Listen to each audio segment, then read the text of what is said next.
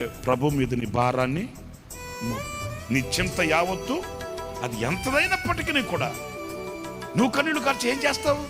నువ్వు ఏడ్చి ఏడ్చి ఏం చేస్తావు? నువ్వు దిగులు పెట్టుకొని ఏం చేస్తావు? అంతే కదా.